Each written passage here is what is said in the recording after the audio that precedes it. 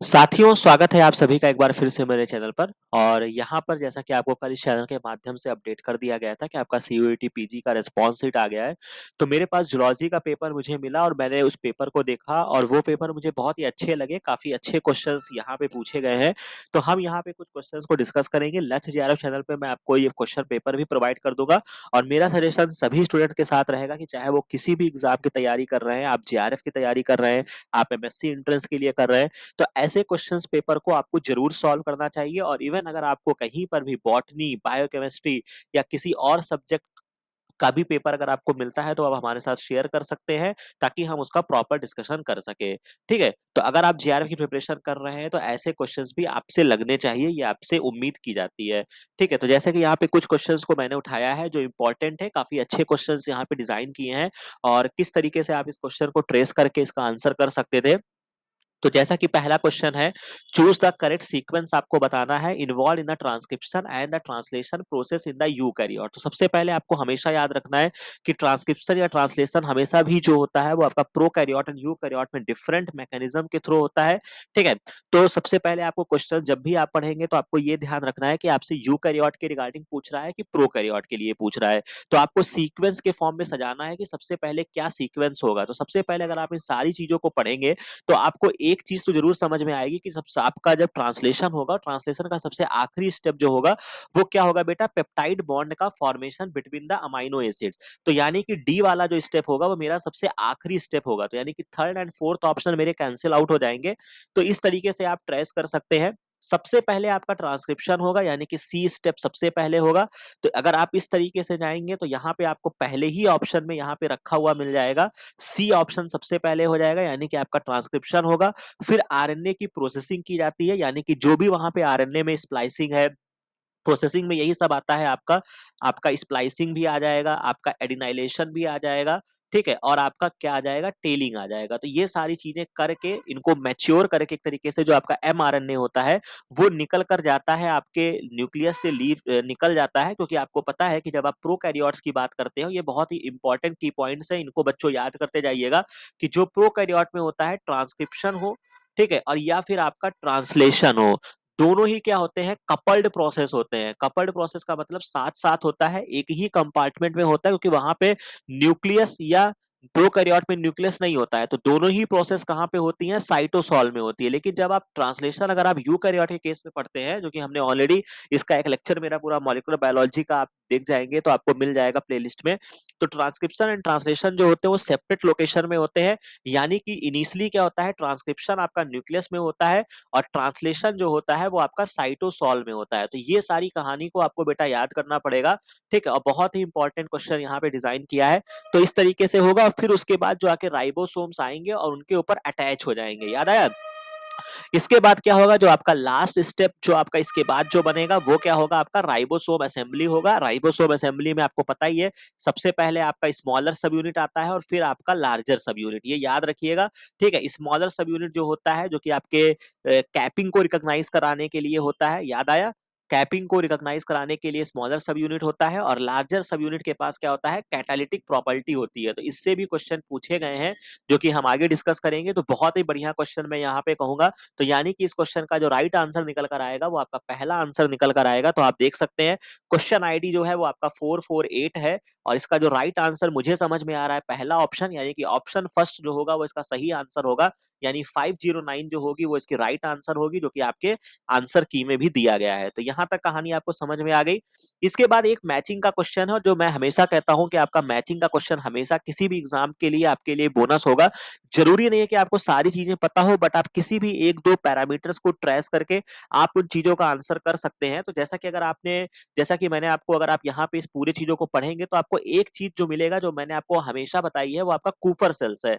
मैंने आपको बताया है कि जितनी भी आपकी फैगोसिटिक सेल्स होती हैं बेटा, इम्यूनोलॉजी जब मैंने पढ़ाया और जब मैंने डीबीटी की तैयारी करवा रहा था या आईसीएमआर की, तो जितनी भी आपकी फैगोसिटिक सेल्स होती हैं उनकी डिफरेंट ऑर्गन में, ये मैंने आपको बताया है कि डिफरेंट ऑर्गन में उनका नाम भी डिफरेंट होता है। जैसे अगर मैं बोन की बात करता हूं, इसके रिगार्डिंग मैंने काफी चर्चा किया है। जो आपकी ऑस्टियोक्लास्ट होती है वो भी एक तरीके की फैगोसिटिक सेल्स होती है। तो उसी तरीके से जब आप लीवर में जाएंगे तो आपको कूफर सेल्स मिलेगी, ब्रेन में जाएंगे तो आपको माइक्रोग्लायल सेल्स मिलेगी। ठीक है, अगर मैं यहाँ पे लिख देता हूँ, माइक्रो ग्लायल सेल्स जो होती हैं वो मेरे को कहाँ मिलेंगी? ब्रेन में मिलेंगी। तो इस तरीके की बहुत सारी आपकी फेगोसिटिक सेल्स है और आप इन सारे चार्ट को एक जगह लिख लीजिएगा सर्च करके, नहीं होगा तो गूगल पे सर्च कर लेना बेटा, ठीक है? लेकिन ऐसे क्वेश्चंस एग्जाम में पूछे जाएंगे। तो अगर आप सी को यहाँ पे थर्ड से मिलाएंगे तो यहाँ पे 2 ऑप्शन में रखा हुआ मिला है, ठीक है? तो यानी कि ये ऑप्शंस आपके कैंसिल हो गए। इसके बाद अगर हम बहुत अंदर की तरफ जाते हैं, जब आपको मैंने हीमोपोएटिक स्टेम सेल्स यानी कि जब आपको एचएमसीज पढ़ाया था, तो बोन मैरो से डिराइव्ड होती हैं, यानी कि आपको डी को सेकंड से मिला देना है, यानी कि इस ऑप्शन में रखा हुआ है। बाकी मेसेनकाइमल स्टेम सेल्स से आपको adipose tissue, placenta, bone marrow, यहाँ पर भी आपका वो ऑप्शन ट्रेस हो जाएगा। बी का फोर्थ हो जाएगा। बाकी ब्रेन्स जो होती हैं ये आपके जब आपका फर्स्ट ऑप्शन जो है यहाँ पे रिमेनिंग है, वेंटिकुलर एंड सब वेंटिकुलर जोन में आप इसको भी ट्रेस कर सकते हैं। तो यानी कि इस क्वेश्चन का जो राइट आंसर निकल कर आएगा, आईडी जो है वो 443 है और मेरे हिसाब से यहाँ पे थर्ड ऑप्शन बनना चाहिए, यानी कि 491 जो होगा वो इसका राइट आंसर होगा, जो आपके आंसर की में भी दिया हुआ है। तो यानी कि आपको समझ में आ गया कि इस चैनल पे जितनी भी चीजें आपको पढ़ाई जाती हैं, अब टाइटल पे आप मत जाइए कि अब मॉलिक्यूलर बायोलॉजी है, डीएनए, आरएनए, प्रोटीन है, वो जेआरएफ के लिए थोड़े बदल जाएगा कि आपके पीजी के लिए कुछ और पूछेंगे, यूजी के लिए कुछ और पूछेंगे। तो चाहे आज पढ़िए, अगर आप सीरियस हैं तो एक बात को बहुत अच्छे से समझ लीजिए, चाहे उन चीजों को आज आप समझ लीजिए और चाहे आने वाले 2 साल बाद समझिएगा, ठीक है? और जो मास्टर्स के स्टूडेंट हैं, जो थोड़े सीरियस नहीं है, उनको भी ये बात समझना पड़ेगा कि ये सारी चीजें जो होती हैं वो एक पीजी एंट्रेंस में एक्सपेक्ट की जाती हैं। तो कंपटीशन का क्या लेवल आ चुका है, या ऐसा नहीं है, ऐसे क्वेश्चंस को बहुत सारे बच्चों ने किया भी होगा जो बच्चे अभी एमएससी में जाने वाले हैं। तो यानी कि आप सोच सकते हैं कि जो बच्चा ऐसे भी स्टूडेंट्स जो हैं जो सीयूईटी पीजी में ऐसे क्वेश्चंस को सॉल्व कर रहे हैं, तो वो भी तो कल को जेआरएफ में आएंगे। तो यानी कि आप समझ सकते हैं कि किस लेवल का कंपटीशन बनता है। इसके बाद नेक्स्ट क्वेश्चन, ये भी बहुत ही बढ़िया, इम्यूनोलॉजी मेरे साथ पढ़े होगे तो डेफिनेटली ये क्वेश्चन करना चाहिए था और मैं इस क्वेश्चन को स्टार दूंगा। मतलब दिल खुश कर दिया है इस क्वेश्चन ने, मतलब बहुत अच्छा क्वेश्चन डिजाइन किया है। और पूछा क्या है कि आइडेंटिफाई द सीक्वेंस आपको बताना है in the mechanism of the local inflammatory response. जब आपका इन्फ्लामेशन आता है तो क्या क्या क्रियाएं होती हैं उसके बारे में आपसे पूछा गया है। तो जैसा कि आपको पता है कि presence of the pathogen at the site of the injury, तो ऑब्वियस ये बात है, कोई भी रिएक्शन को इन्वॉल्व होने के लिए आपके इंजरी साइड में पैथोजन का आना बहुत ही जरूरी है। सारे ऑप्शंस में पहले स्टेप में ए दिया गया है, बी यहाँ पे दिया गया है, ये आपका कैंसिल हो जाएगा। अब जो दिया गया है नीचे आप पढ़ेंगे तो capillary widen and become more permeable, तो बेटा ऐसा नहीं है कि तुरंत ही वो परमेबल होगा, सबसे पहले कुछ केमिकल्स रिलीज होंगे। तो यानी कि अगर मैं उस लिहाज से जाऊंगा, जो कि आपको यहाँ पे देखने को मिलेगा कि आपका जो यहाँ पे इंपॉर्टेंट चीज जो आपको देखने को मिलेगा कि सबसे पहले आपका कौन सा केमिकल रिलीज होता है, जो मैंने आपको बार बार बोला है, हिस्टामाइन होता है। हिस्टामाइन बेसिकली होता क्या है, ये आपका करता क्या है बेटा, ये आपका वासोडाइलेटर होता है। जो आपकी ब्लड वेसल्स होती हैं उनको क्या करता है, डायलेट कर देता है, ठीक है? तो ये पूछा जाता है एग्जाम में। तो यानी कि जो आपकी सेल्स होती हैं, मास्ट सेल्स, हालांकि यहाँ पे मोस्ट लिख दिया है, ठीक है, यहाँ पे मिस प्रिंटिंग हुई है, बेसिकली मास्ट सेल से ये रिलीज होती हैं। तो ए के बाद सी स्टेप आएगा, एक ही ऑप्शन में रखा है, तो यहीं पर मेरा क्वेश्चन सॉल्व हो गया है। बाकी अगर आप देखना चाहते हैं तो जैसे ही ये आपका रिलीज होगा, अब उसके बाद जब आप जाएंगे तो यानी कि क्या हो जाएगा, अगर मैं इसके बाद जाता हूं तो कैपिलरी जो होती हैं वो मोर परमेबल हो जाएंगी, चौड़ी हो जाएंगी। जैसे ही वासोडाइलेटर आएगा, कैपिलरीज क्या होगी, जो ब्लड वेसल्स आपकी इस तरीके से थी, अब ब्लड वेसल्स थोड़ी सी चौड़ी हो जाएंगी, ठीक है? जिससे क्या होगा, entry of the anti microbial peptides जो होंगे वो उस साइट ऑफ द इंजरी पे पहुंचेंगे, यानी कि जो उसको खत्म कर सकें। सिग्नल रिलीज किए जाएंगे इम्यून सेल से, और सबसे पहले जो आपको, मैंने ये भी क्वेश्चन हमेशा याद रखिएगा, और मेरे साथ अगर इम्यूनोलॉजी आपने पढ़ा है तो मैंने हजार बार आपको बताया है कि जो आपकी न्यूट्रोफिल सेल्स होती हैं, ठीक है, ये पहली ऐसी सेल्स होती हैं जो फर्स्ट सेल्स, ठीक है, ये लिख लो बेटा, फर्स्ट सेल्स होती हैं जो एट द, मतलब रिक्रूट होती हैं। अगर इसको टेक्निकली कहना चाहोगे तो रिक्रूट का मतलब पहुंचना। तो सबसे पहले जो पहुंचती हैं एट साइट ऑफ इंजरी, ठीक है? अगर मैं इस तरीके से लिखना चाहूं तो मैं इस तरीके से लिख सकता हूं कि जो आपकी न्यूट्रोफिल सेल्स होती हैं वो पहली ऐसी सेल्स होती हैं जो किसी भी टिश्यू इंजरी जगह पे पहुंचती हैं। तो यानी कि वो लास्ट स्टेप आपका होगा, डाइजेस्ट करेंगी पैथोजन को और हील द टिश्यू। तो बहुत ही बढ़िया क्वेश्चन, मैं इसको स्टार स्टार दूंगा, ठीक है? तो यहाँ पे आप इसको देख सकते हैं। तो यानी कि मेरे हिसाब से यहाँ पे सेकंड ऑप्शन बनना चाहिए। तो सेकंड ऑप्शन के लिए क्वेश्चन आईडी आपकी 449 है, यानी कि इसकी आईडी जो होनी चाहिए वो आपकी 514 इसका राइट आंसर होना चाहिए, जो आपको यहाँ पे देखने को मिलेगा। तो बहुत ही अच्छा क्वेश्चन है, इसीलिए मैं बोल रहा हूँ टेलीग्राम चैनल पे मैं ये क्वेश्चन आपको पोस्ट कर दूंगा। एक कॉपी पेन उठाइएगा, आराम से बैठिएगा और इस क्वेश्चन को सॉल्व करने का प्रयास करिएगा। और जहां पे अगर आपका मन नहीं लगता है तो आप ये भी सोचिएगा कि जो आपके एग्जामिनर है या फिर जो आपकी कह सकते हैं नई यूथ है, वहाँ पे मास्टर्स लेवल पे ऐसे क्वेश्चंस एग्जाम में पूछे जा रहे हैं और बच्चे सॉल्व करते हैं। तो ऐसे क्वेश्चंस आपको भी सॉल्व करना है, क्योंकि आने वाले टाइम में वो बच्चे भी जो पीजी में ये बच्चे जो क्वेश्चन ये सॉल्व कर रहे हैं, वो 1 साल बाद जेआरएफ देने के लिए एलिजिबल हो जाएँगे। ठीक है? बस मैं डरा नहीं रहा हूँ, बस मैं बता रहा हूँ कि इस तरीके से आपको अपना कार्य करना होगा। इसके बाद ये क्वेश्चन बहुत ही पेट क्वेश्चन है, ऑलरेडी मैंने आपको डिस्क्राइब किया हुआ है, कोई दिक्कत नहीं आएगी। अगर एक बार नहीं जानते हो तो एक बार वापस से समझ लो। स्नो ड्रॉप मैंने आपको रटवाया है, ठीक है? किसी भी जगह पे आपको आसानी से मिल जाएगा, यानी कि सदर्न जो होता है वो डीएनए के लिए करते हैं, नॉर्थर्न आरएनए के लिए करते हैं, ओ से कोई मतलब नहीं है, वेस्टर्न प्रोटीन का है। अब इनको मिलाते जाओ, जैसे वेस्टर्न है तो इसको प्रोटीन से मिला दोगे, डी का सेकंड ऑप्शन आ जाएगा, ठीक है? डी का specific identification of the protein यहाँ पे दिया नहीं है। एक सेकेंड, कुछ तो ये गड़बड़ कर रहा है क्या? अच्छा चलो ठीक है, मैं अगर और चीज से जाता हूँ, अगर सदन की तरफ मैं जाता हूँ, तो सदन जो है वो specific identification of the DNA molecule. तो यानी कि बी का फर्स्ट एक ही ऑप्शन में रखा है, तो आप इस तरीके से भी यहाँ पे आप ट्रेस कर सकते हैं, सेकंड ऑप्शन ही दे रहा है। ठीक है, अगर मैं इस तरीके से जाता हूँ तो डी का इन्होंने क्या बोला है, डी का थर्ड बोला है, cell free amplification of the, थोड़ा सा इनका ऑप्शन उन्होंने गलत किया है, मतलब सेट गलत किया है। ठीक है, तो जो आपको मैं क्लियर बता देता हूँ, वेस्टर्न आपका प्रोटीन्स के लिए हो जाएगा। पॉलीमरेज चैन से आप डीएनए को एम्पलीफाई करोगे तो ये वाला जो होगा वो आपका थर्ड में आएगा, ए का थर्ड आएगा बेटा। ठीक है, तो ये भी सही है, सी का फोर्थ आ जाएगा, नॉर्थन जो होता है वो आरएनए के लिए होगा। ठीक है, और इन्होंने डी को यहाँ पे मिसप्रिंट कर दिया, वही तो मैं सोचूं कि क्यों गड़बड़ हो रहा है। डी को यहाँ पे ए में भी थर्ड बता दिया है, डी में भी थर्ड बता दिया है, तो डी का थर्ड नहीं होगा बेटा, डी का सेकंड होगा। तो यानी कि जो इसका राइट आंसर निकल कर आएगा वो आपका 494 राइट आंसर निकल कर आएगा, और ये मेरा सेकंड ऑप्शन आएगा।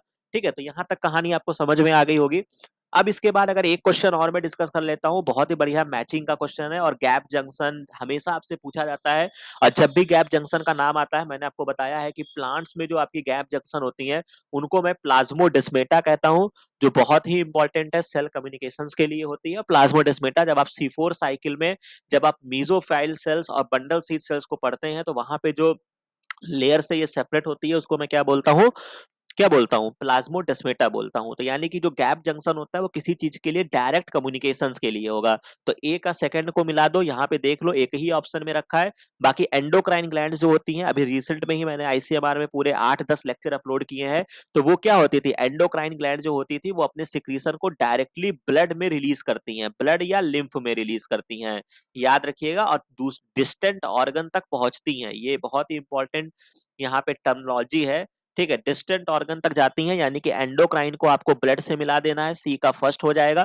पैराक्राइन जो होती हैं वो आसपास के नियर बाई सेल्स पे अपना इफेक्ट करेंगी, यानी अपने सिक्रीशन को एक्स्ट्रा सेलुलर फ्लूइड्स में निकालेंगी। और साइनेप्टिक ट्रांसमिशन जो होगा वो आपका अक्रॉस साइनेप्टिक वेसिकल्स के पास में जो होगा वो आपका ट्रांसमिशन होगा। तो यानी कि जो इस क्वेश्चन का राइट आंसर निकल कर आएगा वो मेरा पहला ऑप्शन निकल कर आएगा, जो कि 453 ये क्वेश्चन आईडी है, और 529 जो होगा वो इसका राइट आंसर होगा। अब इसके बाद एक और क्वेश्चन यहाँ पे पूछा गया है, एक्टिनोमाइसिन डी। तो एक चार्ट जो मैंने आपको बार बार बोला है, चाहे आप कितने भी, मतलब आपके जितने इनिबिटर्स हैं, ठीक है, ये आपको किसी भी बुक में या गूगल पर भी सर्च करोगे तो भी मिल जाएगा। जितने भी आपके मॉलिक्यूलर इनिबिटर हैं, चाहे वो कॉम्पिटिटिव इनिबिटर हो, चाहे वो आपके रेस्पिरेटरी चैन के इनिबिटर हो, क्योंकि आप इलेक्ट्रॉन ट्रांसपोर्ट चेन में भी पढ़ते हो बेटा। इसके अलावा जब आप आगे बढ़ोगे तो आपको मॉलिक्यूलर बायोलॉजी में जब आप डीएनए आरएनए प्रोटीन्स पढ़ते हो तो उस लेवल पर भी आपको बहुत सारे इनिबिटर्स मिलेंगे, सेल साइकिल के बहुत सारे इनिबिटर्स मिलेंगे। तो मेरा ऐसा सजेशन रहेगा कि इन सब चीजों को एक कॉपी पे नोट डाउन कर लीजिए और जरूर देखिए। तो एक आपका एक्टिनोमाइसिन डी होता है, ये आपने पढ़ा होगा। बेसिकली ये जो होता है, यहाँ पे मैंने इसका एक्सप्लेनेशन भी लगा दिया है। ये बेसिकली आपका जो इनिबिटर होता है, ये आपका कह सकते हो कि आपके ट्रांसक्रिप्शन का इनिबिटर होता है। ठीक है, तो सबसे पहले ट्रांसलेशन वाले ऑप्शंस को कट कर दीजिए, ट्रांसक्रिप्शन का इनिबिटर होता है। हालांकि यहाँ पे थोड़ा इन्होंने कंट्रोवर्सी किया है मेरे हिसाब से, अगर आप इसको सर्च करेंगे तो बेसिकली ये आपका प्रोकैरियोट्स का होता है, बट इन्होंने जो राइट आंसर दिया है वो इन्होंने यूकैरियोट्स को माना है। हालांकि यूकैरियोट्स में भी देखने को मिलेगा, बट अगर आपको प्रोकैरियोट्स ऑप्शंस में दिख रहा है, तो जहां तक मेरी समझ है वहां पे ट्रांसक्रिप्शन के प्रोकैरियोट्स के केस में होना चाहिए। हालांकि इन्होंने क्वेश्चंस भी कंफ्यूज किया है, हालांकि यहाँ पे मैं एक्सप्लेनेशन जो लगाया हूँ, आल्सो नोन एज ए डेक्टिनोमाइसिन्स भी इसको बोलते हैं, सिंथेसाइज बाय द स्ट्रेप्टोमाइसिस करता है, बाइंड करता है डीएनए के टेम्पलेट स्ट्रैंड से, block the movement of the RNA polymerase के मूवमेंट को ब्लॉक करता है। ठीक है, तो यानी कि इलोंगेशन स्टेप को करता है, बट यहाँ पे जो इसका बढ़िया आंसर बनता है अगर ये प्रोकैरियोट्स लिख देते हैं। ठीक है, बट ठीक है, उन्होंने यूकैरियोट्स लिखा है क्योंकि चूंकि मूवमेंट को ब्लॉक कर रहा है, तो कह सकते हो कि ये इलोंगेशन स्टेप में ही मेनली इन्वॉल्व सॉल्व है, बट फिर भी बेटर होता है अगर ये प्रोकैरियोट्स की बात करते हैं। ठीक है, तो अच्छा क्वेश्चन यहाँ पे ड्राइव किया है, ट्रांसक्रिप्शन इसका राइट आंसर होगा बेटा। एक्सप्लेनेशन लिया गया है, this was the very first antibiotic used for the treatment of the tumour, इसको हम ट्यूमर को ठीक करने में इसका यूज करते हैं, तो ये आपको याद रखना होगा। तो यहां तक हमने चीजों को समझ लिया है, बाकी एक मैचिंग और देख लेता हूं।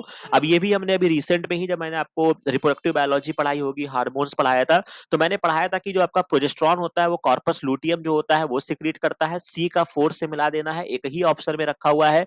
इसके बाद D3 यहां से आपको मिल जाएगा, ये आपका एक तरीके का विटामिन होता है जो किडनी से रिलीज होता है, तो डी का फर्स्ट मिला दीजिए, इसी ऑप्शन में रखा है। और बाकी अगर कॉर्टिसोल, एंडोस्टेरॉन भी मैंने चर्चा कराया है, तो कॉर्टिस्टॉल जो होता है वो आपका फेसिकुलेटा से रिलीज होता है, और एल्डोस्टेरॉन जो होता है वो ग्लोमेरुलस से रिलीज होता है। तो ये चीजों को आपको क्या करना है, रट लेना है। तो यानी कि इस क्वेश्चन का जो राइट आंसर मेरे हिसाब से निकल कर आएगा वो 455 होगा, जो आपके की में भी यही आंसर दिया गया है।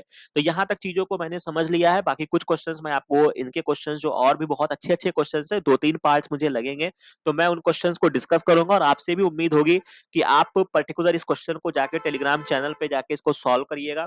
ठीक है, जहां पे नहीं समझ में आता है उसको समझिएगा, बाकी सॉल्यूशंस तो आपको मिल ही जाएंगे।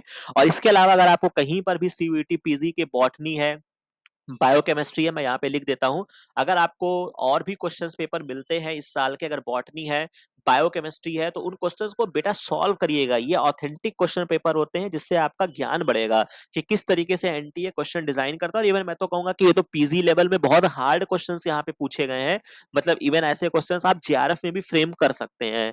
ठीक है, तो जितने भी आपके बायोकेमिस्ट्री हो गए, बायोटेक्नोलॉजी हो गया, या इसके अलावा कोई और सब्जेक्ट अगर चलता है जहां पे आपका बायोकेमिस्ट्री है, माइक्रोबायोलॉजी भी आप कह सकते हो, तो इन सब के जितने भी क्वेश्चन पेपर अगर आपको देखने को मिलते हैं तो उनको जरूर यहाँ पे हमारे चैनल पे सेंड करिएगा, या खुद से सॉल्व करने का प्रयास करिएगा। बाकी ये वीडियो, ये इन्फॉर्मेशन, ये सारी चीजें अच्छी लगी हो तो इस चैनल को लाइक शेयर और सब्सक्राइब जरूर कर लीजिएगा। बाकी मिलते हैं नेक्स्ट वीडियो में नेक्स्ट इन्फॉर्मेशन के साथ। Thank you very much.